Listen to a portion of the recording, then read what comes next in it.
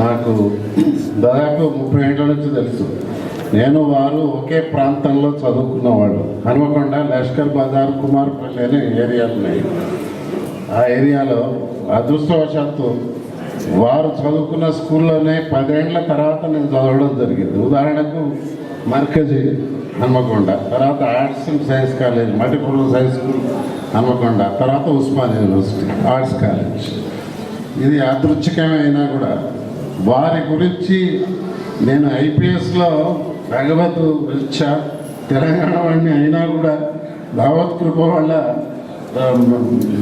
మన లీడర్ గారు చెప్పినట్టు అందరూ ఆశ్చర్యపోయే విధంగా 22 ఏట నేను సడన్గా ఐపీఎస్ రావడంతో వరంగల్ వదిలిపెట్టి పోవడం జరిగింది. 2 ఏళ్ల తర్వాత ట్రైనింగ్ అయి వచ్చినాక అక్కడక్కడ ఎస్పీగా చేస్తూ, డిఐ చేస్తూ, డిఐజీగా చేస్తూ వరంగల్కి పోయినప్పుడల్లా జయశంకర్ గారి పేరు వినిపించేది తరచు.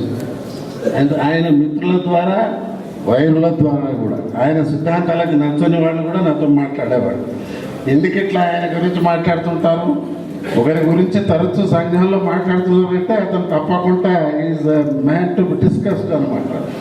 అంటే వీరు జయశంకర్ గారు అని ఉన్నాడు, ఎప్పటికీ తెలంగాణ తెలంగాణ అంటాండ్రా, ఇంకేమొస్తుంది తెలంగాణ 69లో చెన్నారెడ్డి ఆదిత్య, ఇంకా 70, 80, 90 వచ్చి ఇంకేమొస్తుంది అని అనేటోళ్ళు ఫ్రెండ్స్ అకాడమిక్ సర్కిల్స్లో. అంటే మా అన్న అప్పుడు కాకతీయ యూనివర్సిటీలో ప్రొఫెసరు, ఇట్లాగే సుప్రసన్న గారు, సంపత్ కుమార్ గారు అని నాకు తెలుగు నేర్పినటువంటి నా ఉపాధ్యాయులు